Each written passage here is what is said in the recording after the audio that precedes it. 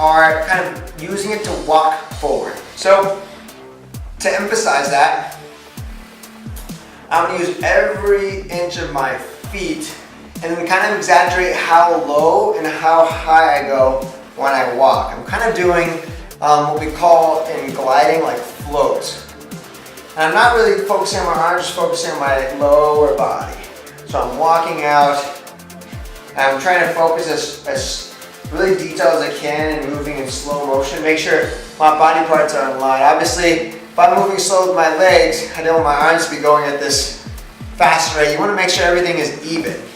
Another way you can move in slow motion is kind of sliding. So if I'm down like this, I can kind of just twist on my heels as a way to do slow motion. Or you can even do like a warp, like if you're going to move fast and then go into slow. Those contrasting movements are really cool for doing slow motion movements. For example, if I'm just going to walk and then I'll get to a point where I'll do a slow motion, what I did right before then is I walked and then I took this foot to go fast and then I went slow motion. Versus if I just walk like this and then I go in slow motion, it's still going to be cool, but that contrast of that quickness right before you go to that slow-mo, really what makes it.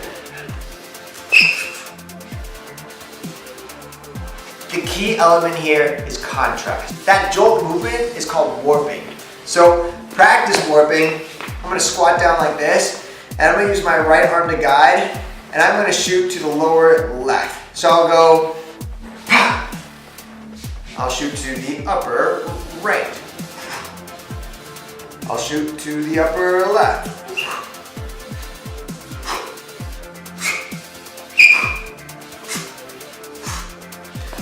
To do a warp effectively, you're really using your back muscles. If you want to train on doing a warp, you can just bend down right here and then use your back muscles, have a straight back, and shoot your back up as fast as you can.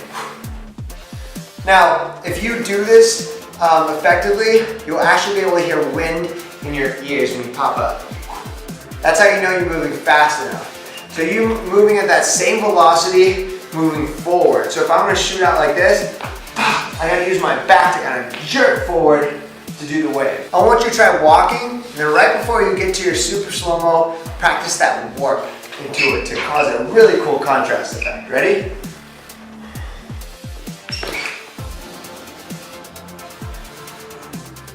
Let's try again.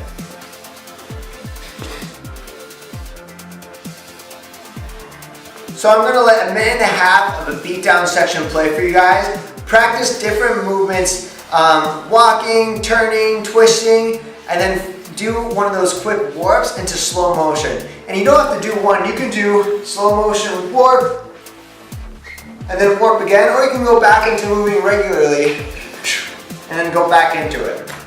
Your mind, your dance is an open canvas. Paint